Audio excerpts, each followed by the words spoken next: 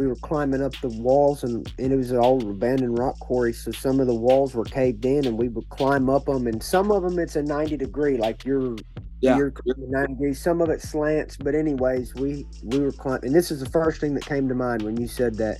I seen a rock probably 200-300 pounds almost crush my buddy just straight on the top of his head. He moved. And but anyways, when I was a kid, bro, we were just fucking around, just climbing on rock walls, and Yeah. our parents wasn't there. We probably weren't supposed to be there, but dude, that's what boys do, man. They play like Yeah. that, and they do dangerous stuff sometimes. And that was really close. I almost saw my buddy get crushed by a rock. All right, guys. Well, we got another episode of Adversity Kings, special guest, and UFC. I believe we're sitting at, I think, number 11 right now out of the featherweight category, right? Yeah, Current rankings. they do those rankings so often, but Yeah. shoot, man, who knows? Who knows? So we got Bryce Mitchell on the podcast, UFC. Welcome, Bryce Mitchell. How you doing today, bro? Dude, I'm doing so great, man, and thank you for having me on. It's an honor. Thank you for your patience. I got to tell the audience kind of what happened the last 10 minutes here. We had some technical difficulties. My phone kept going down, and we switched over to Zoom. And the reason I want to bring this up, and I want to involve it in this conversation, is because some of these things that they seem like destruction, the good Lord is going to use for something good. Okay. Yes. And yeah, we had about 10 minutes of technical difficulties or whatever, but I think the podcast's going to end up better. I feel great. Amen. I went and filled up some ice water, so I got my ice water now, dude. I'm good to Let's go. go. We're great. Let's go. Love it. Yeah. So Bryce, yeah, I was telling you, I grew up in Arkansas, and you grew up. Now, did you grow up in Searcy or did you grow up in Little Rock? So I grew up in Cabot, and I started going to Searcy because my MMA gym Okay. moved to Searcy. I started doing MMA in Cabot when I was 16. Okay. Now, when I started training in Cabot, that was the best training that I'd ever had. Is at a gym called Barada. The guy that runs it, his name was Willie. Willie was like an old guy with, gray hair, little bald spot. And I went in there the first day. I was like 16 years old, and he just completely messed me up, choked me out, Yeah. just tapped me time after time. And it was just like he was doing magic. Yeah. And so he showed me all those techniques. And when he moved that Jim Barada from Cabot to Searcy, I went with him, and and I also was going into college that time. So I went to Harding University. I don't know if you've heard of that. But I went to Harding and trained at Barada in Searcy, and then I got a little bit of money from fighting, and then bought me a place up here in Searcy. And the land is cheap, you know what I mean? The land is cheap, cost of living's low, and the great thing about Searcy is a very low crime rate, very safe community. Yeah. Well, I think it's probably because everybody in Arkansas got a gun. I think any place where the right people are armed, the wrong people might think twice about making those wrong decisions. So I agree. I agree with the low crime rate. Now, in addition to that, man, I like to take it all the way back to like what was growing up for you, like even like, mom, dad, I know in your story, like me, grew up, sounds like with a single mother for most of your life. And that was the same case. My dad was, I believe he was gone like around 8, 9 years old. So what's the story with your childhood, bro? Yeah, my dad, and man, he split. He's gone. So but my mom, dude, she did so much. She always believed in me. I remember the main thing that if I had to sum up one thing that she always told me, she always said, "Hey, God has a purpose for you." And I believe it now, but when I was a kid, I never even believed that or knew what she meant. But yeah, man, I had all the parenting I needed with just one mom. You know what I mean? Now, were you guys like on a farm in the city? Where you like, have you always had the country in you? I've definitely always had the country in me because, I grew up in the suburbs, but there was a stretch of woods behind me, and I was just always playing in the woods, always just was compelled to the woods. Um, there was a rock quarry, and it used to be a rock quarry. It filled up with water and it was abandoned, and we'd go over there and fish and we'd hang out. And as kids, that's what my favorite thing to do was go out, hang out in the woods, build forts, go to the rock quarry. We'd go fishing. We catch the mussels at the bottom of there's a shallow end and a deep end, but the quarry, it drops off. When it drops off, it's a straight shelf all the way down, 100 foot. But we'd stand on that shelf where it drops off. And it's real shallow till it drops off. But we catch the mussels in that shallow end and then fish in the deep end. And just for fun, we'd hang on to a big rock and go off the drop off and see how long we could hang on to a rock for. And we'd make like a centipede. Like my buddy would hold on to my waist, and then another buddy would hold on to his waist. So we'd have a chain of like 3 or 4 people. We'd get a big rock on the end of the edge. I'd hold it and jump off the edge, and we'd see. And dude, when it just gets so dark and cold, eventually you just say "fuck this" and let go. But Yeah. that's the kind of stuff we did. We played around, man. We used to on July 4th, dude. It was a guaranteed Roman candle battle, a shoot off. You know what I mean? Yeah. Um, Paintball guns, BB guns, bow and arrows. Now I never shot at anybody with the bow and arrow. I wouldn't do That that. one's too far. Yeah. BB I got into gun. some BB gun wars in Arkansas. You know what I mean? You got the Red Rider, and there ain't nothing to do. You running around a farm, and you start shooting at the cousins. Yes, and so okay, so I never grew up on a farm, but my great grandma and my Mimi, that's all they did. And I'm telling you, it was like so that one generation before me, which is my mom, she Yeah. she got out of that farm. Or my grandma moved out of the farm later in life. When my grandma got older, she moved off Yeah. the farm. But when my grandma was raised, she did nothing, and I mean absolutely nothing but farm. And I mean they were dirt poor. They played with sticks, you know, and they drank out of the creeks and the wells, and they didn't Yeah. have showers. They didn't have the electricity type stuff like that. They did not have toys. Now my mom, when she was growing up, she was poor, but she wasn't on the farm. She was in the city, Yeah. and just hearing how my grandma always talked about growing up, about on the farm, how even though she was poor, she never went hungry because Yeah. they would have food, all the food you can eat. You just don't have toys or anything like that. And so she talked about it, and just she said those were the best days of her life, and Yeah. that helped inspire me. um just want to, I just in the city, man. I was living in apartments and stuff and bouncing around places. It just didn't feel good. I wanted to move out, and I was worried about, the mark of the beast coming, people not Yeah. being able to have their own food. So I figured I better move out and I better start getting some of these skills that have been lost in this last generation. I better start doing what my Mimi did when she's a kid. Yeah. That's fire.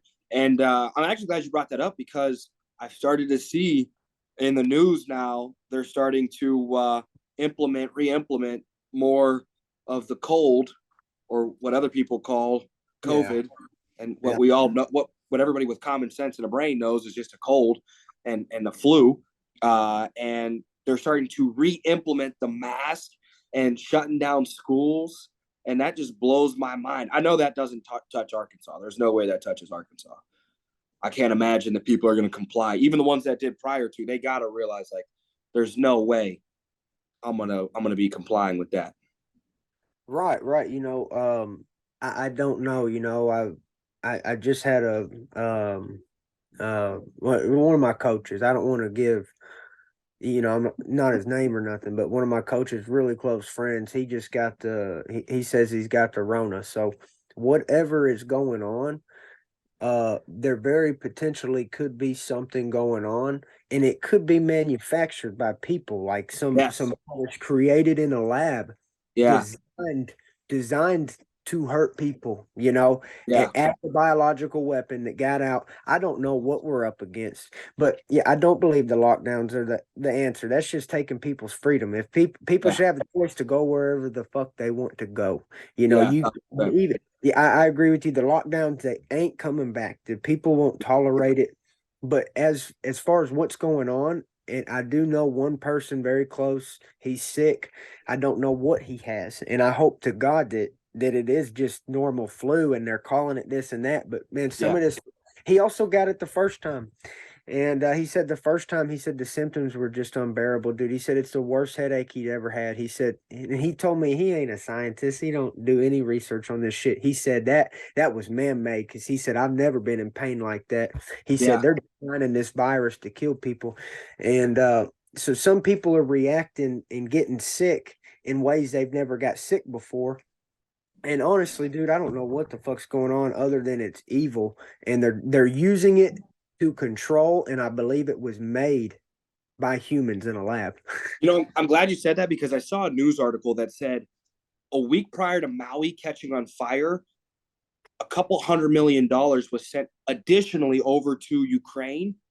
And there were some articles, I think there was either information linked to that article that said there could be biological manufacturing stations in Ukraine that we are obviously, or hypothetically, I should say, that we could potentially be shuffling money, laundering money to Ukraine to biologically design these weapons, obviously, because it's not in our nation. So we're sending money over, covering it with, well, they need this. And I know there's people, for the individuals that are watching this, I've met people that have lost individuals in Ukraine. So I'm not saying that's a fake war, but I think there's propaganda and political, powers and evil people that, and I wouldn't say that the sheep aren't educated, but I just think it's more of a lack of awareness because it's like how can people be educated if the material isn't presented. So I Yeah, don't think it's always a lack of common sense. It's the same deal with the COVID, Corona, whatever. It's like, yeah, well, it's like I don't know if it's like the illegitimacy to it. Obviously, people are getting sick, but I completely agree with you in regard to these evil powers at work. And it really is. And I follow your stuff. And, I'm a big, that's the one thing, my mom kind of instilled it to me too, but it was more forceful because I was a fighter as a kid. Like with my dad not being there, my mom the only one in the house, it was always, I got kicked out of every school, every school. But one thing she did and her dad, my pap, kind of put on us was, you guys can fight and you can be bad. You're going to go to church. And, I think that's been my saving grace. And just whether you want to believe it or not, I think you got to believe it. There's not like a believe it or not. It's like there's power in the word. Even if you're not a believer, you can look at it for wisdom. You can look at it for facts, history, prediction of like the future of what's to come and things like that. So I think it's also good to hear and see when you fight, you like out of every sponsor, anybody you get, it's cool because I don't know what regulations you have, but you go out there and it's like, hey man, I serve one true God. I'm serving Jesus Christ, and I think you should give your life. It's like it's cool to see that because today in today's day and age, people are scared to like have values, but you know who isn't? The immigrants. You'll see all of these, and shout out to them because they're hard to roll with. When I roll with the Muslim guys at jiu-jitsu, but yes, there's one thing they don't play around with is their faith. You know what I mean? That I seen something the other day, these TikToks about and horrible about these churches participating in just like these pride parades, just completely conflicts with oh, God's word. And yeah, the that's church why. like caught on fire. It got smashed down, but somebody commented and said, try to do that at a mosque. You know what I mean? Like at a holy Muslim place. They probably would have somebody's head, is what the response said. And I was like, that's how serious I'm trying to take my relationship with Jesus and my like the seriousness of my health, my wealth. And I think it's a long story short of like I see you exemplify that, and it makes me look up to you as a man. You know what I mean? Like there's like kudos to you for not bending to the fame, because I feel like every facet of like fame, people just will sell their souls. Well, man, any bit of good that you see me in me through me is actually that Holy Spirit. You know, so thank you very much, brother. And I'm always praying, especially before I come on a podcast, that basically I keep my cool. I don't say anything that would shame me, shame God. I want to bring honor, and then that I always speak the truth. And whether that's before a podcast or a fight, I'm always praying that God is shining through me, and that my true self is hidden, and only God knows the true me, and I'm forgiven for my sins, and you know, and man, what you know, this thing with these people that don't believe in God, and I used to be one of them, brother. I was like the biggest atheist, and that's how God is using me. That's the thing is I know what they're feeling. They're lost. They don't know. And you said this earlier, and I want to go back to it. You said they're not stupid, and you were talking about the corona people that that Yeah. are scared, wearing their masks, taking their vaccines. That's who you're talking about. Those people that maybe they're not stupid. Maybe they could read books better than me. They're more book smart than me, but they're ignorant. They're Yes. not. Yes. There's something going in their head where they blocked out the Yes. truth and the light.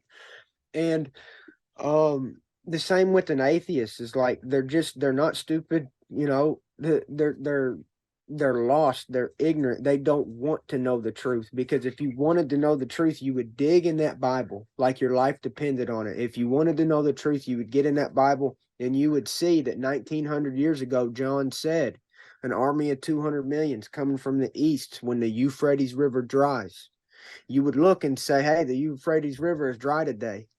This Bible is prophesizing what we're living through today, and it did that 2,000 years ago. That is the living word of God. They've conditioned people to make a mockery of the Bible. The main way that I believe that they're doing this, my brother, is through NASA and our education, like government education. Absolutely.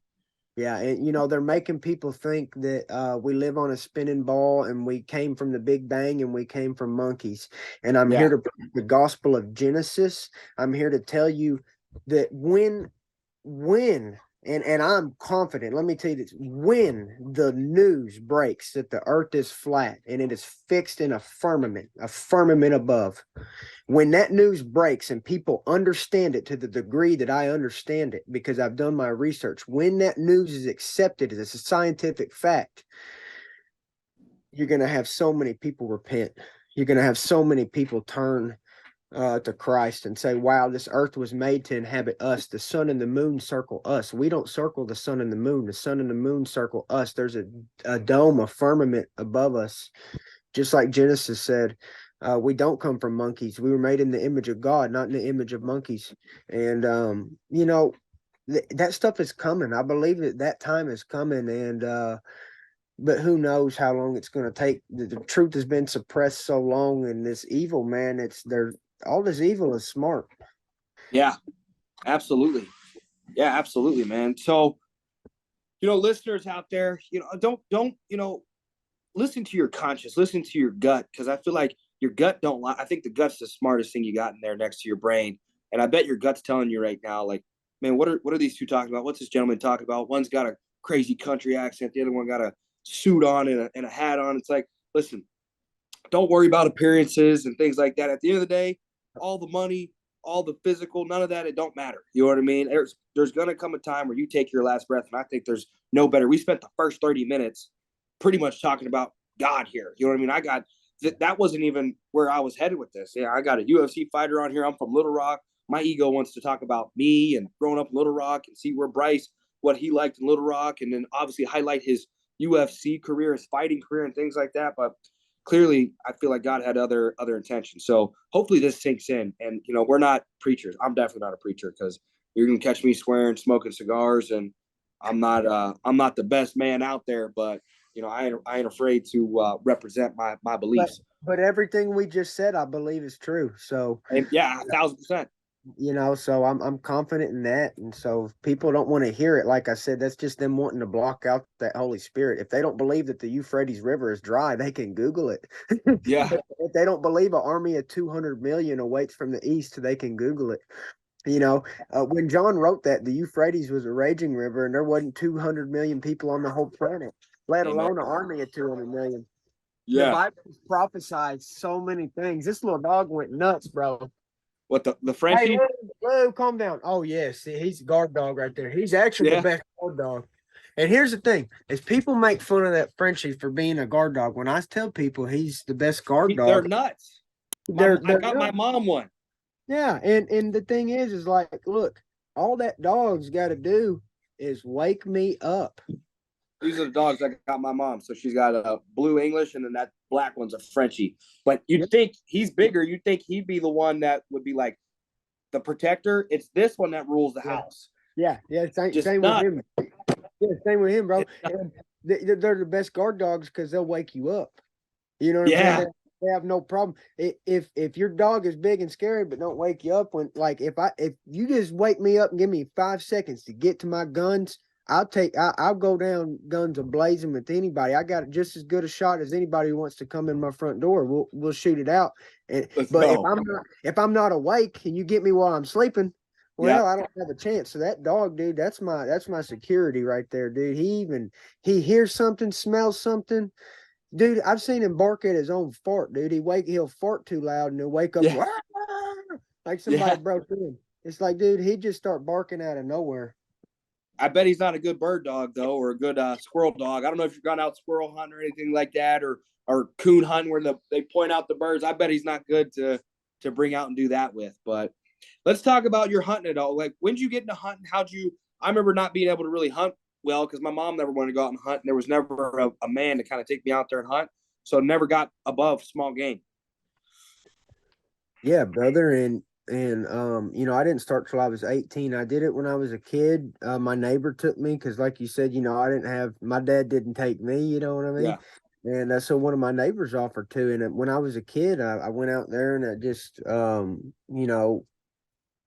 I didn't see any deer the first time I went, and I just I played sports and stuff, and didn't need have that need to go hunting. When I got older, when I got about 18 years old, I felt this natural desire to go into the woods and procure meat to make sure that I could do it, and I took it as like almost a passage into manhood, Yeah. and it was something within me at one point just said, Bryce, you need to know how to hunt, and I didn't teach myself everything, but I taught myself a lot and learned from all the people that when I reached out and asked to hunt, they were more than happy to take me. And I've now, hunting's just a part of my life now, and uh it's essential.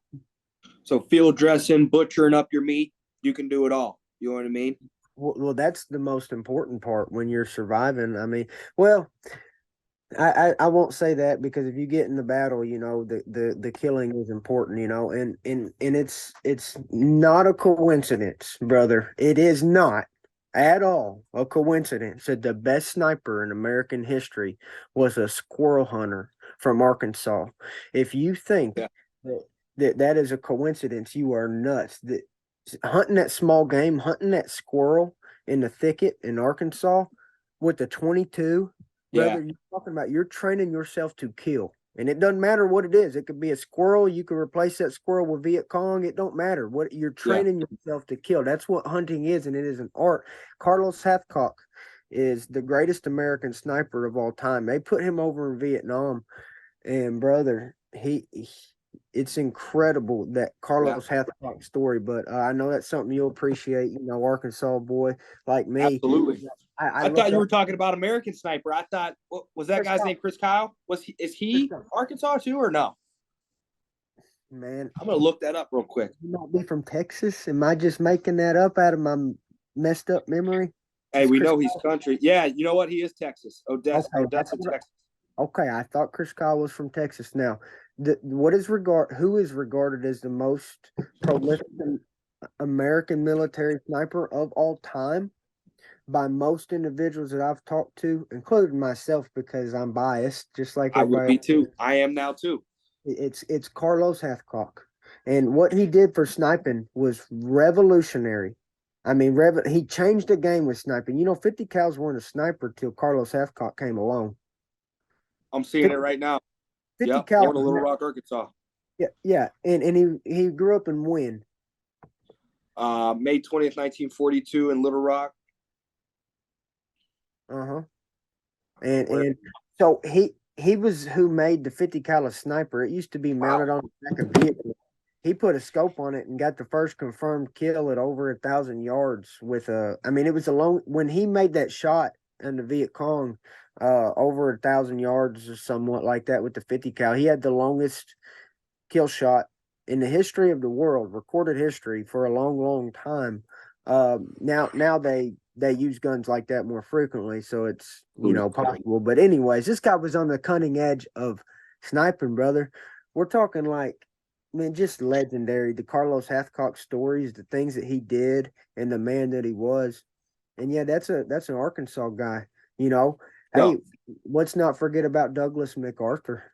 Let's not Yeah. forget about Douglas MacArthur. Went over there and whooped ass in World War II. Took heavy casualties. Fought for every square inch of soil. You Yeah. know, after Pearl Harbor, we were decimated. It was a war on two fronts. Americans were scared. This guy from Arkansas comes up, says, "Hey, I'll take this side. You take that side, Patton." We divided our troops and whooped ass on both fronts. Yeah. You know what I mean? And Douglas MacArthur led the Arkansas boy, led the Pacific troops. So That's man, there something about Arkansas, man. We got a lot of little secret gems in Arkansas. I'm getting a history refresher as well. Um, what is so you've had an impressive rise in UFC. What have been the most challenging and rewarding moments for you so far? shoot. The most rewarding moment for me, I got to say, is coming to Christ. Like I said, I was an atheist back in the day. I was brainwashed. I believed that we came from monkeys and all the Big Bang and all that crap. And so being in the UFC, watching how God worked in my life and do certain things, it would just became undeniable to me that there was a God. But yes, giving my life to Christ is definitely the highlight of my career. Um, in the cage, I think that my best performance was Matt Sells, or actually maybe Charles Rosa. Yeah. Didn't Both get fire. hurt those fights. Didn't Yeah. get hurt, didn't take damage, and did good. But oh, well, nah, those are my favorite ones. It's hard to pick between those two, but dude, I think my best performance yet to come. Absolutely yet to come. You fight. Is it Dan Iger? Ige. Dan Ige? Yep. And he's a vet, so he's got it looks like 17 just UFC fights. I don't know if he fought for any other promotions, plus his amateur fights. Um, so that's going to be a fire fight. 2 days Oh, before my birthday. hey, I got you a present, brother. Hey, I'm ready, dude. It said UFC Apex. Is that in Vegas? Yes, sir. That's in Vegas. I know I'm going down to Vegas in October. I might see how the business is doing. I might have to make just a trip out, wear an Arkansas piece, and come out there Let's and cheer you go. on, bro. Let's go, man. I actually prefer the Apex. Some people don't like it. I like the small arena. You can hear your Yeah. coach in there. Yeah, I like being able to hear the coaches. Now, since it's a smaller, condensed, I haven't been to a UFC fight. Since it's smaller, do they sell a higher ticket price, Oh or is it? yeah, they sold out instantly. Yeah, they Yeah, were it's probably going to be. 1,600 a piece. Yeah, it's 1,600 probably a going to piece. be. It's probably a stupid amount. Yeah, Yeah, let's but go. hey, but say you're in Vegas, you just holler at me, send me a text, and afterwards, as long as I'm walking, we'll go get something to eat. You know what I mean? I Yeah, can walk around. love. I don't drink or nothing, so I just I'm the walk same around. way. I look Yeah. for good food. After I fight, I'm looking for food. Let's talk about that. Let's talk about the cutting or their hydration. I don't think there's a hydration test for UFC, right? So you could just drain out. Oh yeah, you could damn near kill yourself making weight. They don't give a shit. You know, Yeah, you can just drain out, you cut as much weight as you want. Yeah, you get bro. rewarded for that. I hate the weight cutting, but it's part of the game. And I cut less weight than the average fighter, but I go in there quick. Yeah. You can't deny my speed. That's because I don't cut as much weight. And would you Uh, say, because we opened up our first call and you highlighted the organic aspect of your diet, would you say because you eat straight from your backyard, it doesn't require much for you to make adjustments in your nutrition or your training for you to cut or to increase your overall stamina? I feel like eating like that has to give you just an advantage. off somebody that's eating in the city. Even if it's organic, it's still loaded with hormones. They be pumping these steaks, and every day I learn more shit, and I'm like, man, I got to go get land. Yeah, and well, hey brother, don't worry if shit ever gets too bad, make your way to Cersei. We've got the land. We need the soldiers. We need the army of God to be ready. We've got the land. We're not going Hey, to I'm starve to death. I'm on my way. If anything goes down, don't worry. There will be food. God feeds those birds, and He'll feed us too. Amen. We got to be ready to fight. But yeah, that's why I started, because I was worried about the food too, and I'm confident if some shit happened, we could go back to feeding ourselves. No supermarkets or nothing. Yeah, Just off of this small community in Cersei, a lot of my neighbors have cows, bro. There's cows everywhere in a 50 yeah, mile radius. It's nothing but cows down here, bro. Like Cersei would be a good spot for you to come seek refuge, and you fit right in, brother. yeah. And shoot, what were we talking about? I started We are thinking talking about about the cutting the and cutting weight. transitioning the stamina, and I was thinking it's your nutrition Yes. that probably makes it easier for you. And so, man, everything in that yard that I do ends up helping me.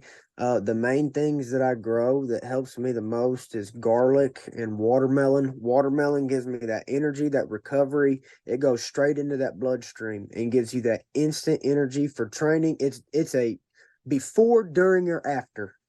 Constant throughout the whole day. You can eat watermelon, and it Yeah, will enhance your training. It also, it is for sure makes your dick hard. Uh, yeah. yeah, yes, when you get aroused, you will tell a difference. I'm telling you, it's really, My boy it's good, Bryce looking down. Yeah, that's the watermelon dick. dude. It's good for blood flow. Okay, and it's got, I think it's called lycopene or something in it, some fancy chemical, but I can vouch it works, brother. Let's Now go. garlic is that anti-inflammatory. Garlic is that all I can't think of a better antibacterial substance than garlic. I'm Yeah, obsessed with the healing powers of garlic. I eat it raw. Here's a little bit that I grew in the garden. I don't know if you Now, can tell here, but I just recently started getting like arthritis in my thumb. You won't see it come all the way up. And I was talking to my nutritionist. I was like, should I do dry needling? I've done everything. I've done stem cells. I tore out my meniscus in an ankle lock switch heel hook. And I was like, what are some anti-inflammatory things? So I'm glad you said that, because I use garlic salt, but I've never really gotten into the garlic, because I'll probably get 6 to 8 hours of rolling in a week. You know what I mean? So, but like, obviously I'm squeezing, I'm not coming back, but it bothers me because I'm like, man, it shouldn't be like that. You know what I mean? Like, I'm yeah, 24. I feel like I'm not a UFC fighter. I'm rolling, you know what I mean, 3-4 times a week. right. And it's not the cure all for ending all, but it helps. It's a Yeah. supplement. For me, it's a necessary supplement because it helps me. It gives me that little bit of a boost. And what it has even better than the anti-inflammatory effects, like the healing of the joints effect, even better than that, um, it it's the antibacterial. And Yeah. let me vouch for its antibacterial qualities real quick. I had a staph infection from a dog bite in my thumb. A dog bit me in the thumb and it started shooting out pus. Now I was out in the deer woods, turkey woods. I was out turkey hunting actually. And didn't want to hit town. I just stayed out in those woods for like 3 days. That was the plan. Stay out in the woods for 3 days. And so day one, I noticed pus coming out of my thumb, and I brought garlic with me, and I didn't. Man, I brought enough of it to last. Okay, and Yeah. I started eating this garlic and drinking cranberry juice, and the two of those cured the staph. I mean, no other treatment besides the garlic and the cranberry juice. Now, it wasn't the most severe infection in the world, but Yeah. it would have got worse. Yeah. It would have progressed and it could have been something nasty. And I saw it firsthand. All I did was garlic and cranberry juice, but the cranberry juice was no sugar. It was a tart cranberry. That's my mom swears by that. She always had no sugar cranberry juice. She's big into oils. She'll be sending me thieves all the time, Yeah. telling me like not to have candles, and I got to use natural oils and not. God bless her soul. She's always on my case about organic and pure, and I'm just thinking like I just want some like just steak from down the road. You know what I Oh, mean? Like dude, damn right. cupcakes and steaks. And like you said, even when these people are going to the organic beef at Walmart, I'm almost 100% certain. I'm not going to say I'm 100% certain. I'm almost 100% certain those cows are all getting baxed. Absolutely, bro. I Bro, don't after these last few years, I don't trust. Not even the labels. I don't even trust after everything that's right, gone on. right. You can't. It's I like can, my I trust is gone. can, I can see this food grown with my eyes. I know what Yeah, what goes into it, and so that's why I started this farm is to have that food sovereignty, to yeah. just know where it comes from. And obviously, you can't produce everything, but I want to produce as much as I can. Much as you can control. And so getting into it, because I heard you say, hey man, you're getting that feeling too, and a lot of my buddies have been talking about it. I wish I would have known this when I started. I highly recommend the first thing that you would get into would be chickens and a milk cow.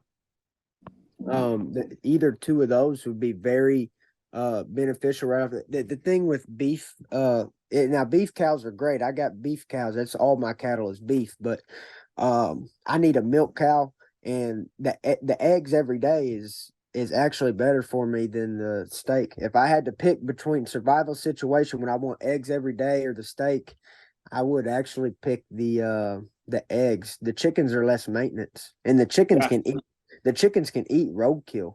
So like yeah.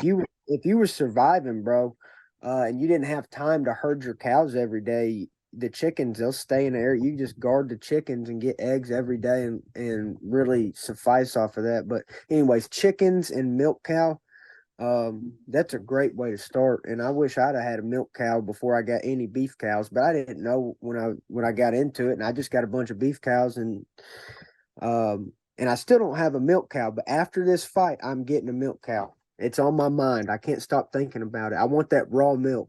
I was thinking about that the other day because I was ordering organic, like farm milk from a local shop, but my sister was like, "Don't do it unless you see it come from the cow." And so I was like, "All right, I'll just listen to her because she's real big on organic too." And I was like, maybe she's right. Your sister's right, man. And there's nothing we need to normalize laying eyes on where our food comes from. Knowing the cow. No, hey, it comes from Betty. You know, Joe Yeah, milked Joe milked her 2 days ago. That milk is 2 days fresh. Betty, it came out of Betty, and you know where Betty is, and you know where Joe yeah. is. The And it don't have condition to, she's in. Yeah, yeah, and you don't have to. It don't have to be your milk cow, but if it was a close friend, somebody that you trust, and knowing the cow that it came from, that's normal in my opinion. I agree with your sister. I'm the same way because even like you said, when you get to the store nowadays, I don't trust the labels. yeah. I don't trust. No, I don't trust none of the labels. None of it. I want to That's my know I want to know those people like my friends. I want it to be coming from my friends from a community of people that I trust.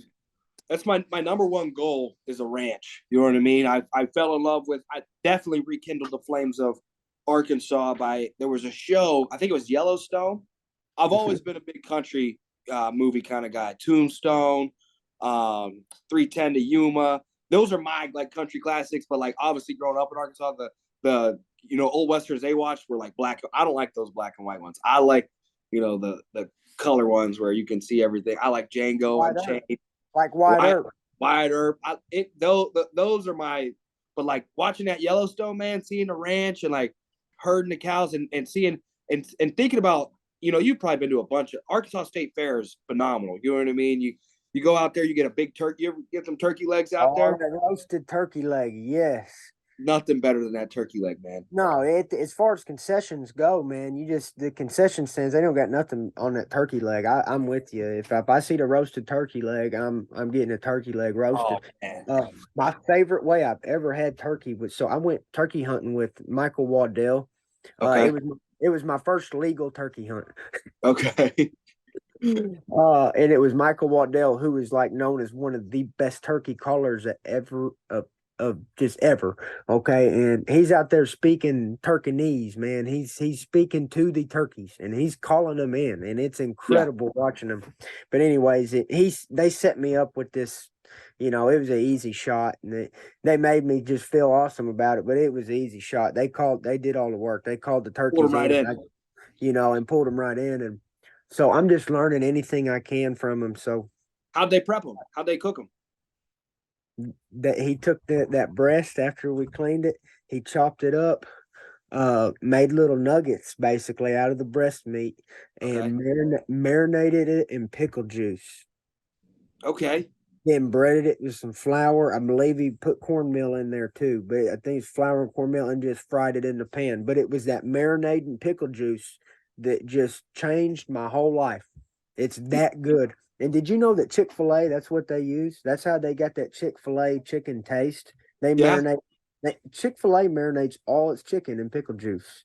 I worked there for a little, and I could see that. I could definitely see them doing something like that. Obviously, they prepare it prior to it getting shipped to the store, but that's nuts. I've Mm-hmm. had turkey. I think my favorite is the turkey necks with gravy.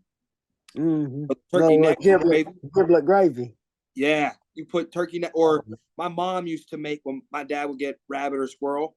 She'd make dumplings and throw in the rabbit meat with gravy or squirrel meat with gravy. And that would be fire. And I moved to PA and people, I'd tell them we ate rabbit and squirrel and they'd start freaking out. And I'd be like, I've had raccoon too. And then they'd really start freaking out.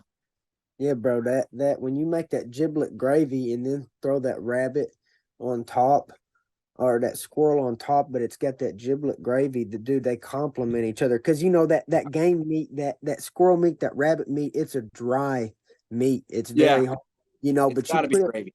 you put it in that giblet gravy, brother, and it comes to life. Yes. And yeah, I didn't realize all that stuff either till I started hunting. And dude, it's delicious. And then if you're doing it on rice, you got to cook the rice in Yeah. like the rabbit broth, you know. Yeah. Yeah. That and then I think another favorite Arkansas dish would be for me is the dove hunts. When you go on the dove hunts, and then you're just grilling. You got somebody just working the grill, somebody working feathers, plucking them out, and just right on the grill. Rinse them off. Bacon. I Wrap think them I in had bacon. we wrap them in bacon. Some people would do. They'd put like jalapeno poppers too. So you'd have a Yep, bird that's it. and you have jalapeno popper with bacon. Fire. Yeah, I like What's that your jalapeno in there. what's your favorite Arkansas like inspired dish, or you go out and tell people and like you've had that, and they're kind of freaked out. Shoot. Okay, one of my favorites is deer heart. And Yeah, I like it far better than beef heart. I mean, yep. I like deer heart. Oh my gosh, I love deer heart. That's to me, it's just so good. I love deer heart, brother. How do you like it prepared? You just kind of go in there like the movies, pull it out. What's that movie, Dancing with Wolves? And you just pull it out and fight it. I like slicing it thin, put a little olive oil in that pan, a little bit of salt and pepper, and just dude, it's done in 30 seconds. Maybe even 20. I mean, it's done that quick. I like it red in the middle, but crisp brown on that outside, but red when you bite in the middle. So the slice is about like that thick. So it's still red in the middle. It's still that raw in the middle, but that crisp on the outside. Ooh, Do you watch Meat Eater with Steven Ranella? I've heard of this. I've got a bunch of buddies who watched that, but I've not watched it. He did something with the heart once. I don't know if it was deer heart. I think it was, and he cut it up, but I don't think he cooked it and made it into ceviche and like cut up onions, a little bit of it, and it looked fire. I was like, man, I would think I would try. It was either that or Dal Ram, and that's another exciting hunt. I know we're kind of all over the place. Now I'm kind of talking to you. The only other virtual podcast I did. I did another Arkansas guy. He was partners with Pat Smith. He runs the Blue Jay team. His name's Greg Hatcher. Owns a big insurance company down there, and he owns like a facility where they all wrestle out of for the Blue Jay place. And I believe his son was either a 2 to 4 time state champ. Went on to be a good quarterback too. I think he moved down to Texas. His name was Lane. So, but where I was going with that was the second guy I did. His name is Billy Moles. He's a believer like us, but he's an Alaskan guide hunter. Imagine how sick that is. So Dude, that's the real frontier out there in Alaska. You know what I mean? Like Arkansas does have the Ozarks though, and you can yeah. go out you can go out in them Ozarks and you can be completely submerged, by Mother Nature. But Absolutely. yeah, the Alaska's a different ball game. You know what I mean? Yeah, man, they got those Kodiak bears, and if you go look at some of, if you got an hour and a half, his videos are long on YouTube, but it's real detailed of the guided hunts he'll do, and some of the paws alone, man, will get up to about a foot in width, and they'll say like, oh, it's not a big bear, it ain't 10 foot. I'm like, 10 foot, dude. You might see a black bear in Arkansas and be lucky if it's like 3 or 4 foot. You know what I mean? Like, oh, that's a big bear. You know, even seeing a black bear. I don't know how many black bears you've seen down there on your hunts, but like, No, I've never seen any black bears. I have seen signs. I think that the scariest thing that I do believe is in Arkansas be a Bigfoot. I do. Something tells me out there in them Ozarks that there I could can see be that. a Bigfoot, and I don't know that. I don't even have a lot of proof other than Yeah, did just people, my friends telling me weird stories. But I wouldn't be surprised if there is a Bigfoot out there I in can see something Arkansas. like that. Dude, I there can ain't see no something like that, man. there ain't no telling, but I'll tell you the craziest thing that I've seen, and this was in Cabot in that stretch of woods in my backyard when we were talking about that where I grew up, it had those woods in the back. I seen an albino lizard. I Wow. mean, eyes just cherry red and just pale white skin. It was like the size of an iguana, like 2.5 to 3 feet long. But dude, I think iguanas are slow. Bro, this thing was fast. Yeah, This thing this thing scurried up a tree and it spiraled. It climbed up a tree in a spiral, and it was an albino lizard. It was right there in the backwoods in Cabot. And it could have been a pet that somebody released, or yeah, it was so long ago this could have been a dream, and I've been hitting the head too many times and I'm seeing this shit. But dude, I know what I saw, and yeah, I'm almost certain that, dude, that this was an albino lizard. And but I was really young when that happened. But dude, yeah, I distinctly remember. I remember where I was standing. I could take you back to the spot, but they've cut the damn trees down. yeah. It's a damn shame. But I could tell you where I was standing when I seen that lizard, and that's one of the craziest things I've ever seen out in the woods. Let me ask, what's been the most close call incident in the woods for you? What's been like the most like, man, that was really close with an animal or just in the woods in general? I would say climbing at that rock quarry. We were climbing up the walls, and it was all abandoned rock quarry. So some of the walls were caved in, and we would climb up them. And some of them it's a 90 degree, like Yeah, you're climbing 90 degrees. Some of it slants, but anyways, we were climbing. And this is the first thing that came to mind when you said that. I seen a rock probably 200-300 pounds almost crush my buddy just straight on the top of his head. He moved, and but anyways, it big when I was a kid, bro, we were just fucking around, just climbing on rock walls, and yeah, our parents wasn't there. We probably weren't supposed to be there, but dude, that's what boys do, man. They play like yeah, that, and they do dangerous stuff sometimes, and that was really close. I almost saw my buddy get crushed by a rock. I had buddies dying four wheelers, man. That yeah. shit is Four wheelers, that's yeah, that's a big thing, dude. Just four wheeler safety. yeah, I've almost died on them four wheeler. Because the first time I got on one, I went nuts. There's a lot of, dude, I should probably be dead. There's a yeah, lot of shit that comes to mind when you ask that question, and I just start thinking of a four wheeler ride. yeah, Um, could have got me because I first time I got on when I turned it over, I was trying to show my friends how badass I was. yeah, I'd never drove a four wheeler in my life, yeah, and my friend was screaming, "Stop! Stop! Stop!" And I was just showing him how badass I was. Dude, I flipped that thing, jumped off, rolled like four times, and I didn't have like we talked about earlier. I didn't have daddy show me how to drive a four wheeler. I yeah, got I got on one day and went crazy. But yeah, dude, just stuff like that. Okay, one time I was out in the woods with my cousin at my Mimi and Papa's. We was out in the backwoods at their place, and me and my cousin are swinging by a vine on a tree. yeah, And this log, a dead log on a tree comes out. This is another 200-300 pounder. We're probably 9 or 10 years old, and her name's Morgan.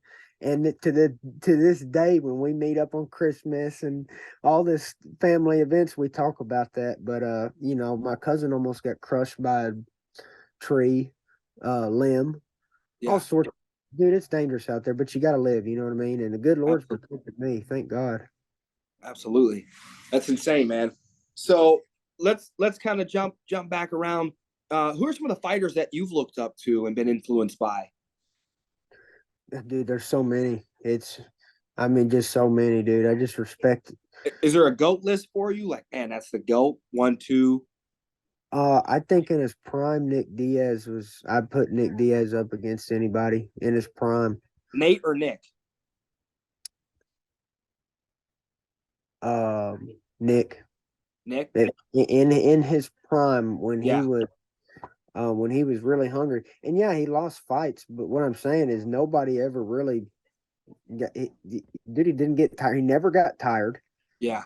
And, he never got tired. He was always ruthless, and eventually he always started winning the fight, or the opponent started slowing down. But like when GSP fought him, GSP just held on the whole time. He didn't really do any damage. And so I think that Nick Diaz is one of those fighters that's just like on the field of battle, man. He was just he was he might not win on points, but just fighting, bro. He's one of the greatest fighters out there, man. He he learned how to stay alive in battle, not be killed, and then eventually that leads to you winning. You might not win the 25-minute fight, but if the fight was to continue, Nick Diaz would have won every single fight because he just you couldn't get him tired. You could hit him as hard as you could. He could take your best shot, and you can't submit him. He's never been submitted. So he's one of my favorites if I had to pick. But there's a lot, bro. Like I love Matt Yeah. Hughes, the original camo shorts. Matt Hughes. I didn't know he had the original. I thought you were the first one to do camo shorts. Well, he had it way back in the day before everybody used to have whatever color shorts they wanted to. Yeah. And Chuck Liddell, he's the Iceman. He had blue shorts, and they was white frozen tips on the edges. Like Wow. Yeah. icicles on the edges. He was the Iceman, so he comes out blue with those icicles, white Yeah. icicles all around in that blue. So he comes out white and blue. Rich Franklin, he came out brown and pink. Mirko Krokop, he came out in checkered, red, white, checkered. So people had, back in the day when you could pick exactly how you wanted your shorts. I remember certain fighters shorts exactly how they were. Some people were known for their what shorts they wore, and I believe I am now. I know I am. I know Thousand I am. percent. I had Thousand to percent. fight for that. They tried to take it away from me. Damn Reebok did, and I fought and I fought and I kept talking and telling people that I cared about it. And now I'm the only person with camo shorts because Yeah. and then some people probably get upset about that, but I'm also the only one who was so mad about it that I took to the public. None of these other people, like all these other people, that are saying they want this or that shorts, I believe them. But I was the first one to come out and say it, and I was off my first UFC fight. I said I want camo shorts, Reebok, and nobody was as angry as I was. So my anger ended up helping me in that situation. Usually my anger backfires on me. My anger Yeah. was consistent, and I channeled it and focused it, and my anger helped me in that situation. That's definitely a pivotal piece of going to be and is your legacy. I think the camo shorts. I don't know. Maybe it's just our day and age and our generation, but that's the number one. That's one of the number one things that stands out to me when I think of camo shorts UFC. We think of Bryce Mitchell. I wrote this question down, and it's more of a funny one. These as we wrap up are kind of funny ones. If you had to fight one animal in the octagon, what would it be? And I could help by like giving like an option of like extremities. I know exactly what I want. What? I want it to be a fair, evenly matched fight. I don't want to be disadvantaged, advantage. I just want a good fight, a good opponent, a worthy opponent. And that's why I'm gonna pick a kangaroo. Yeah. And I'll tell you what, the kangaroo probably ain't that good on the ground. It's probably got great takedown defense, but if I ground this kangaroo, I'm almost certain I can finish it on the ground. But the problem is it's takedown defense and it's got range and they can box too. They're known for their boxing. I'm sorry, they're known for their kickboxing. Okay, Yes. they actually kickbox. They're not true boxers. They're straight kickboxers, like the best kickboxers you've ever seen, really. They use Yeah. straight line attacks. They don't do round attacks. They do straight attacks. So I would implement a lot of lateral movement, and I do think if I got the back or underhook, that's when my game plan will really implement. But yeah, I wouldn't be swinging hard on them trying to knock them out because the thing is like you get in there and you start trading it out with the kangaroo, and bro, they're gonna have that endurance. You know what I mean? Like they're not gonna get tired. So I would hit him maybe 50%, and I'd sit there I'd try to get a jab going and work my way into a body lock. Now, my next weird question is, if you could have one superpower, but only one, and it can't be flying or invisibility, what would it be? Oh, it can't be flying or invisibility. Man, that's the first ones I thought of too. Man, I would say, I mean, if prediction the future, if that counts, that's what I want because you could just, go buy a lottery ticket or no, lottery ticket wouldn't work. Stocks, you could go invest in stocks if you could predict the future. Absolutely. Hey, Z, I don't know if you watched the movie Big Short, but the gentleman that uh, basically predicted, not only predicted, but bet against the housing economy that collapsed in 2008 and made $100 million off that prediction, just predicted the U.S. economy was going to collapse, obviously, which I don't know if that's a massive prediction. I feel like we've all kind of seen that. Yeah, But he bet, I was gonna say it's not like a eye-opening prediction, but he bet $1.6 billion, I believe it was this last week or so, Michael Burry, on the U.S. economy collapsing, and I was like, maybe we should just invest into what Joe Biden has created. So, well, yeah, dude. It's like I guess if they're gonna win all that money, that they wanted in dollars, they better, like we talked about, better freaking invest in something else that's worth value because the dollar is about to go down in value. So if you just won $100 million, I would not keep that in the fucking bank. I would go no, and I would invest in get gold, out. Yeah. silver, land, and oil. I would actually, Yep. if I literally had, brother, $100 million or $1 billion, I would just buy barrels of oil and I would sell them to my friends for cheap. I wouldn't make a profit off of them. I would sell the oil at cost to my buddies, but oil would be something I'd invest in. But I would have the oil at my farm in barrels. You pull up, get as much oil as you need. I don't even make money off of it. I want to have a stockpile. Yeah. Uh, but gold, oil, silver, ammunition, livestock, land. Yeah. These are the things that I think are the best investments for what we're about to be experiencing. Where'd you get the Thug Nasty nickname? That's just my buddies came up with it back in the day. I was 17 when I first started, and man, we really got a kick out of that. And I think to this day we still get a kick out of that name, man. It's just great, and I'm glad that I stuck with it. And because I had a bunch of people in the past saying, "Oh man, you got to change your name." They wanted me to change it to the Truth. Yeah. That ain't the truth, though, man. Yeah. Thug, Thug Nasty is the truth. I like that. Now, have you linked up for other country fighters that have been in the UFC or are currently in the UFC? Have you linked up with any? Or is there a community like I who I follow a lot is Cowboy Cerrone. I like a lot of his content too. So, have you guys ever thought about going out doing a hunt together or something like that, or collabing? Man, I just consider Donald a great ally. I message him every now and then, and he responds, and because I met him in person in damn Nashville, or no, sorry, not Nashville, Jacksonville, Florida, on that fight. Okay. That's where I met him. Sat right by him and just introduced myself to him. And dude, just I liked him before that. Now I really like him, and ever since that day, like I'll message him and be like, "Hey man, what's up, brother?" Just say something real quick if I think about him or if I see something that he's tagged in or something, and he'll message back. Yeah. And I consider him just a great ally.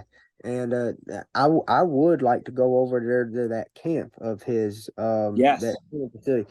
Thing is that a lot of those guys, man, like Cowboy ain't no joke, dude. You might go over there and get your ass kicked. And so I would want to make sure that the training partners there are good, and I would trust Donald.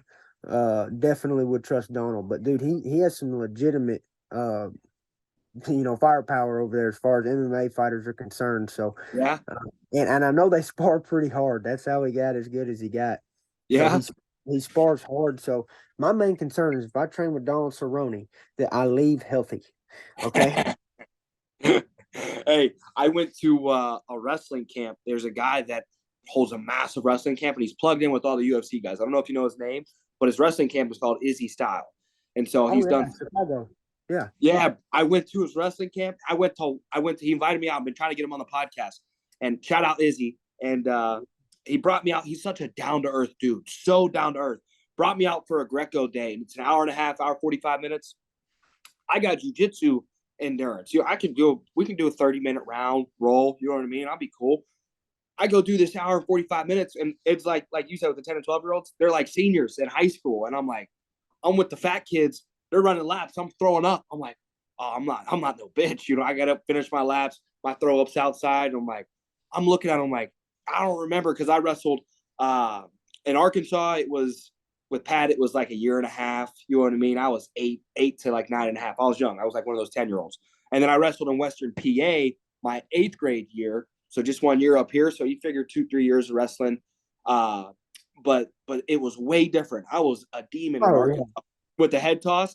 I came up to Western PA with the head toss.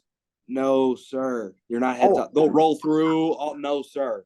Yes, brother. And luckily, when I grew up in Cabot, my coach taught me about that on the head toss, and I won many matches with that roll through that you're talking about. But you're absolutely right. When you the don't guys roll through on me, I step through with the head toss, throw the hip in. I'm like, I'm sending this guy flying. You think you're about to embarrass him just for this motherfucker to roll through and come right up on top, got points. Or if you're in jiu-jitsu and they roll through, it's like straight to side mount. Yeah, you're done. And the thing is that so our wrestling coach in high school was really, really good. He didn't work for the school. His son was on the team, and so I got lucky that his son was my age, and he would come to coach for free. He wasn't like he didn't work for the team. He just wanted to help his kid. And he would, but the coach was a football coach. Our actual paid on staff coach was a football coach who didn't have a lot of wrestling technique. So he let the dude come in, Mr. Kurz come in and run the whole class. So Coach Kurz would run the whole class, and the number one thing he stressed that I remember more than anything was do not go for the headlock throws, And as I've gotten older, I've got a little bit wiser, and I go for them when I feel that they're there, but I'm very hesitant. I always have Coach Kurz in my head saying, don't headlock throw. And at the time, the reason he was saying that is not because headlocks don't throw, but he knew we weren't good enough to use them. Yeah. And if you go for that headlock and you're not so familiar with it, which takes a decade, you know what I mean? So many reps. Yeah. You'll get countered so easily. It's the easiest thing to counter.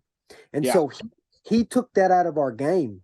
The front headlock throw. He literally took it out of our game. He would not let us front headlock throw under any circumstances, and it was punishable by extreme conditioning if you went for it. So we had a guy who won a tournament, who won for the team with the front headlock throw. So you think, hey, coach is going to be like, hey, good job, you pinned the guy, you did great. We get the class, the next practice. Coach says, so Hayden, how'd you win that match? Hayden says, front headlock, or a headlock, throw, head and arm throw. That's what we call it, head and arm. Say head and arm throw. Coach says, well, that's why you're in trouble. And Hayden says, but it worked. I won the match. He said, yeah, but it won't work on anybody good. And you're about and he said, you're about to go against good people. He said, now you're going to run the whole class. You're not going to practice. You're going to run the whole class because you're not going to do another head and arm throw. He said, you're going to get countered by somebody who's better than you. And he says, but he made us take that out of our game because he knew how easy it is to counter. But here's the flip side of that is when you get good at a head arm throw, which I am good at head arm throws now. I was not then. When you get good at them, they become a viable option. Yeah. With jiu-jitsu guys, I'll do them a little more because when you wrestle with a jiu-jitsu guy, my wrestling ain't great. But just because I got a year with Pat Smith and a year in Western PA, it's like 10 times better than like somebody with a year just of like normal, just an average program or no wrestling at all, 100 times better. So I'll look for it, but I'll usually look to just sink an underhook, and I'll go, the hip toss feels a lot more secure. You know what I mean? I still got the arm. I still got a lot more leverage, I feel like. But a lot of these guys, what I've been seeing, and I don't know if, probably not, maybe when you're rolling, the foot sweeps have been like a go-to right now. Like I'm going for foots because it's like I'm not compromising my head for a potential choke, guillotine, There's no darce action because I'm not shooting in or lowering or anything like that. But just squaring up and getting a collar tie and foot sweeping guys. You know, I don't know if that's something that translates into the UFC, but for your rolling and wrestling, have you played around with the foot sweeping? Hey, what's up, guys? Hey, I'm at work real quick, guys. Hey, guys, I'm on a work call. I'm sorry about this, guys. That's my neighbors and my electrician coming over here. You're good. They didn't know. I got an electrician out there working in the shop. They're building this house, Yeah. and I didn't tell him. Yeah. Hello, calm down, boy. Calm down, boy. I didn't tell the electrician, dang it, Yeah. that I'm in here doing work call. And No, you're good. dude, he's gonna go out there. He's gonna knock that house out. Yeah. Dude. I've been wanting to build this house. I've been staying. I'm in a camper right now, a 32-foot Dutchman, bro. I've Yeah. been out here for 8 or 9 years. Yeah. And, man, it's I love it, but I got a wife now, so I've got Yeah. we're building a house, brother. How old are And you? 28 years old. I turned Okay, 29. 29 in October. Let's go. You know, so I was talking about the foot sweeping, but I want to kind of transition out of the jiu-jitsu, out of the MMA, and I saw you did 2 episodes with Theo Vaughn. What I've seen highlights from him. I didn't get to go through them all the way. What are some of your favorite moments with working with Theo Vaughn, man? He seems such like a cool guy. I like this one that he did. My favorite one was when he asked what my reaction was on these clips. He played this clips, dude, and it was an animal breaking into a store. And dude, that was one of my favorite things that we did. It was on the second interview, I think. But Yeah. anyways, he played these clips, and it's a damn deer breaking into the store, and he says, "I want to see what your reaction is." And dude, I predicted it, dude. The deer ran in there, and I said, "Look, they need to cut the room off. They need to block the doors because that deer." And then, sure enough, that it was a buck. He goes back there, he breaks everything. You hear him breaking glass, and he runs right back out the front door, and they let him get away. But that was one moment I remember on the podcast. But man, one of my favorite things with him was going to lunch afterwards and just getting to meet him. And man, he's funny, but here's the thing: is he tries very hard to be funny. He's very smart, and he knows how to make people laugh. And I can read psychology very well. In my mind, I think I can at least. Yeah. And I'm the same way.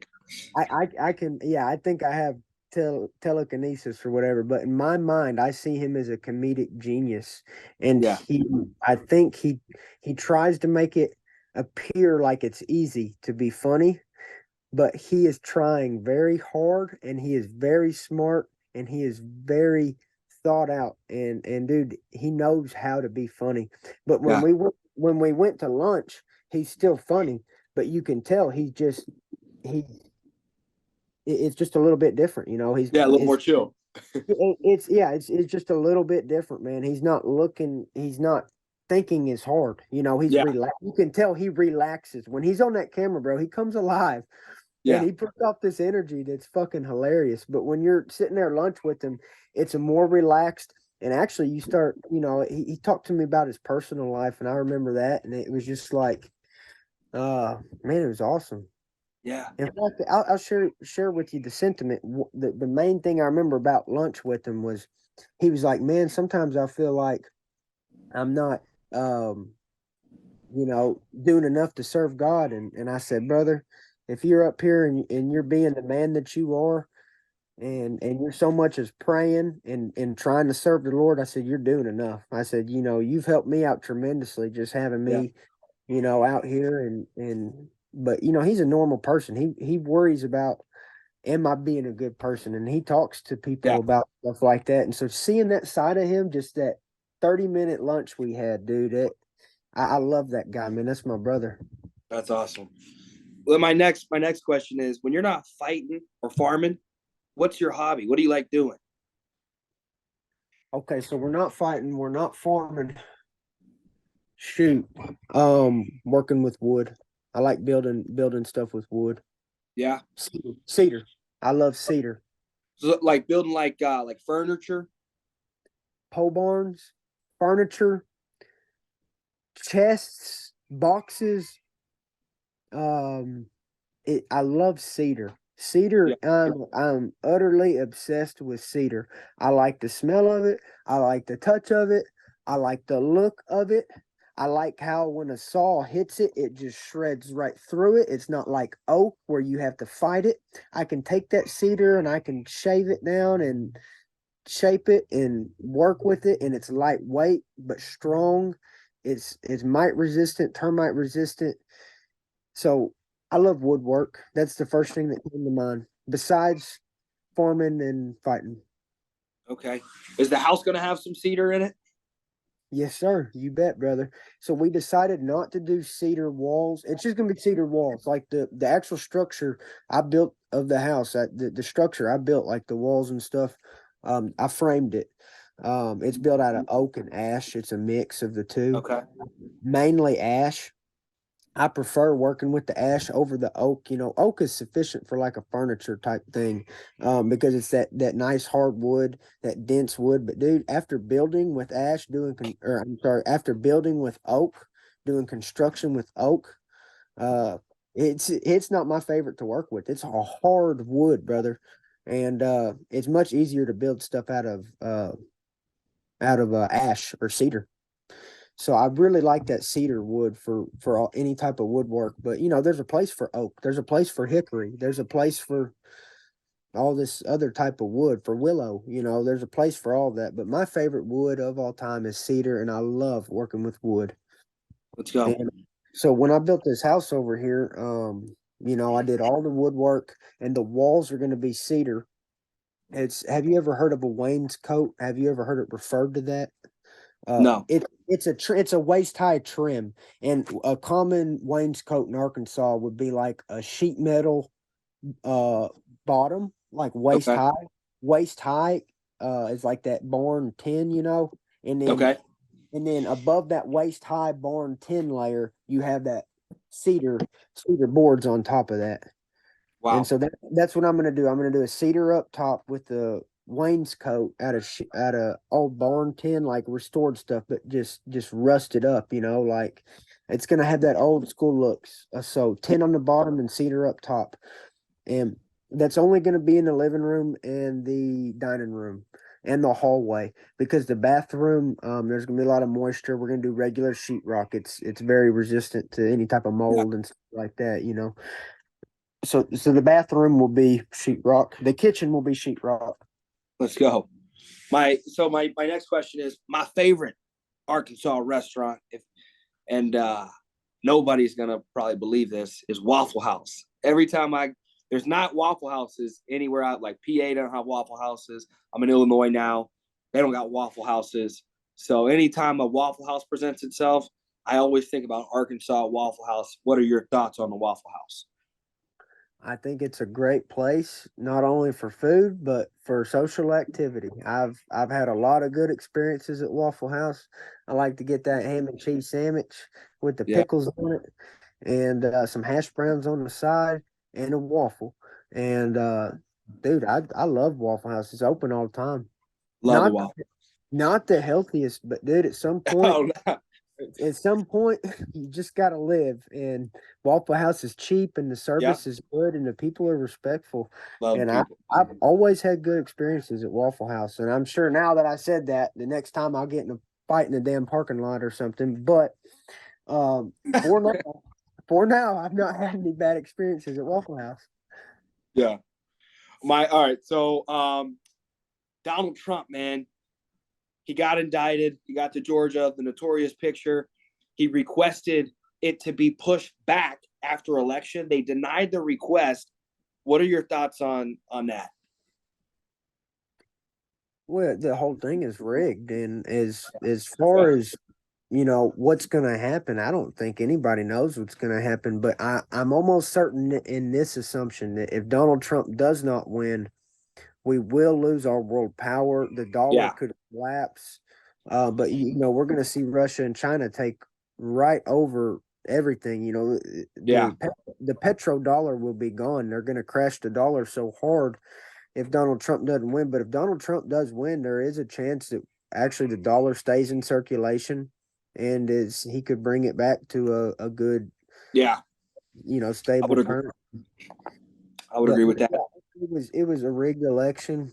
These people, man, they're satanic, and they're gonna lose. But Yeah. I don't know exactly how or exactly when. Yeah. Now, my next question is obviously there's a lot of regulations in regard to UFC. You got USADA that tests all the time. Conor McGregor, he's making a return, and very few fighters make a return after that break. I know Chris Weidman. I think did Weidman come back after his? He may have made a comeback Just after. had a fight like 2 weeks ago, and dude, the first thing that guy did is kick the shit out of his leg. Oh my God. Dude, he got beat up. Dude, he got beat up so bad. It was so hard to watch. And the Yeah. guy now he showed how tough he is, bro. He didn't quit at all. He Yeah. could barely walk. That guy, the broke leg that he broke, the guy kicked the shit out of it, and he couldn't even fucking walk, dude. It was Yeah. so sad watching, dude. But then like round two, like he was losing real bad, but there was a moment in round two where you could tell some like adrenaline hit him, and he Yeah. went and he turned into a caveman. He just started walking the guy down, like he stopped limping, like you could tell the adrenaline just completely took over, and he walked the Yeah. guy down. And so in round two, he actually landed punches. Like he came back He was and hitting was him. he was hitting him. Round three, it did get worse though, and he didn't land as much. But I do remember at round two, like he started really, like it was like a good 3-to-1 type of ratio. Like that guy would hit him about 2 to 3 times, and he Yeah. would land one. But he held his ground, bro. With that Yeah. hurt, he limped forward. Wow. Got to respect that. So what I'm getting at there is when you come back from an injury like that, sometimes if you go through an off season, maybe you use some type of rehabilitative drugs, that they don't get caught. You're off USADA. How many guys do you think slip through in the UFC with maybe using some performance enhancement? I think it's narrowed down to a couple. Yeah. I really do. I think that there's just probably a couple people out there doing it and getting away with it. But to say that it's 100% clean, no, I don't believe that either. But Yeah. shit, all I can do is just not worry about it and Yeah. pray that I'm protected because and also too, the steroids won't win the fight. You can still kick somebody's ass on Oh, steroids. yeah, So absolutely. I be joking out big dudes all the time, but yeah, but so I yeah. take a little bit of testosterone, so I can't talk shit. I wouldn't pass the USADA. I don't. They pick up testosterone. Favorite. So last thing I want to end with is the favorite movie. Everybody got to have a favorite movie. What's your favorite movie? Lord of the Rings. Oh, Peter's gonna love that. Lord of the Rings is fire. I like. Especially 2 and 3. The second and the third. Oh man, I loved it. Let's go. Lord of the Rings is fire. I Best like the answer. Hobbit. I like the Hobbit. So Peter says the Hobbit sucks. I like the Hobbit. I like the Lord of the Rings a lot as well. Watch that with my pops all the time. But fire, absolute fire. Is there any other good things, that I think we covered so much? You blessed us with an hour and a half of your time. I know we spent, a couple of the minutes, working on some tech on both our ends, but you're But I'm country glad boy. because it made us restart the whole conversation, and it changed the whole conversation. And I'm glad that we had those technical difficulties because it just gave me time to just mentally get ready. And yeah, dude, I'm freaking. This is awesome, and y'all can holler at me anytime you want to chat. Just Let's please do it. holler at me. And if you're in town, Yes. just I'm just gonna text. send you some gifts when we get off. I don't want to say it on the podcast. I'm gonna ask you just a PO box or something I can send it to, and I'm gonna send you some gifts because I got some hoodies and things with the podcast that I do. Thank you So very much, brother. yes, sir. Send you some gifts. So this was Bryce Mitchell. You guys easily find him on social media. Bryce Mitchell. Is there anything you want to shout out at all, or want to get out there? Shoot, I want to thank the good Lord. I want to thank my mother, my old lady, all my coaches, teammates, everybody who's ever sponsored me. and believed in me and watched me. Thank you. And thank you for your time. And thank you too, Peter. Really All right. appreciate you guys. Thank you. Absolutely, Bryce. Have a blessed day, and thank you for hopping on, man. Heck yeah. Take care, my brother. Yes, sir. Peace. Hey, Bye-bye. hey, Bryce, I had a question too, real quick, if you don't mind. I'll this be off the podcast or everything, but what do you think about Lord of the Rings and how it got corrupted by all that weird woke agenda? I stopped watching after 1, 2, and 3. Oh, you didn't watch the TV show on Amazon? Not at all, brother. No, no. I watched 1, 2, 3, and I've heard the books was actually better. Now you know the guy that wrote that book. It's Tolkien, I believe. Yeah, super Christian. I was just about to say that this is all an analogy for God versus the devil. It's all an analogy. That's what I love about it so much. It transcends. I didn't even like, think. oh yes, brother. It's all an analogy. Gandalf is like he's a symbol for that preacher, that's pure in his ways and it does nothing but speaks the truth.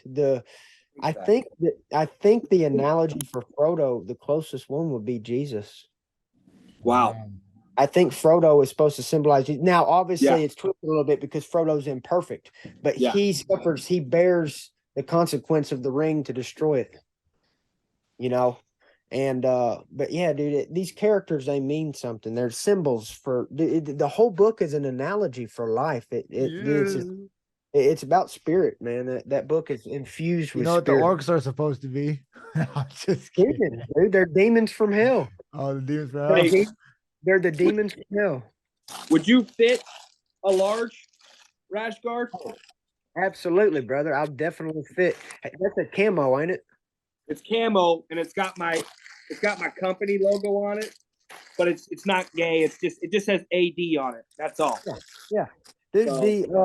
So with the camo, I will wear the crap out of that. I cannot post a picture in camo. Don't got to. But if you have any other, especially training stuff, like if you have a training shirt and it's just a different color besides camo, because I'm contracted by Realtree. But if you have some gear and you send it, I'll post a picture of training in it, brother. But of course, the camo is going to be my favorite. I just can't post a picture in it. I'm gonna send you a care package, brother, and we'll stay in contact and see where the good Lord takes us. Absolutely. Yeah, hey, come to the mini gym and get some rounds in, brother. I will. I'll hit you up when I come down there again. Hey, God bless you guys. Thank you so much. Yes, sir. Blessings. Absolutely. Bryce, hey, I wanted one more thing to say too. I don't know if you have a media team or anything like that, but we'd love to discuss possibly sponsoring you. I own a company called All Caps Media, and we love the UFC and definitely love you. So yeah, and yeah, that's always definitely I'm always interested in that. Any type of thing that I can do to put out content, spread content. So I work with a company right now called Bigly. They made me a website. The website's not that popular right now, but I do have a website, and so I'm obligated with them with the website. And I have some sponsors already, but the existing sponsors wouldn't conflict. The only one that would be the people who made me a website. But if we could do like a podcast and put it on my website, the people who run my website would be very happy about that. Yeah, no, absolutely. We could do a bunch of things. I have one of the biggest and best minds when it comes to all types of media and marketing. So I'm already thinking about the Bryce Mitchell Ministries and all types of things. So I definitely would love to have a conversation of how we can help each other and how we can move down this journey together. I'm absolutely interested in that. And I'll tell you who, Matt Weibel, that is my manager. He does all type of affairs, and he can set up a regiment of content. That's what he does for me, bro. He gets every single one of my deals. He does. Like long-term deals, you know what I mean? Like if it's a contract, like if there's a contract and I'm set and I'm you know what I mean, it's a job type thing. Matt Weibel sets it up for me and make sure just that I stay organized with that stuff. But talk to Matt Weibel and we'll stay in touch, brother. And awesome, Matt Weibel, he's gonna be on Instagram. I'll send you his number. I'm gonna send you his number. Excellent. And that'll be in that group text that we was in earlier. Love it, dog. Love it. Yeah, I got your number. So looking forward to I appreciate you guys just letting me listen. It was a great time. I was sitting here chilling, laughing, cracking up, almost shed a couple tears. So thank you guys for letting me be involved. Dude, that's what I like to hear, brother. That's what I like to hear. And yeah, dude. From now on, we can use Zoom or whatever. I had so much problems with that. I always tell them I don't like it. But that was my first time doing it. I didn't know. If I would have known my phone was gonna go out. It was our third time. Yeah, and dude, my phone kept going out, and I was like, "Oh shit!" So I'm just glad that we ended up getting that thing to work, dude. I'm so happy that everything worked out. But I'm gonna shoot y'all Matt Weibel's number, and you holler at me or Matt Weibel anytime. Let's go. Appreciate you. Thank you. All right, thanks, my brothers. Y'all take care. Right,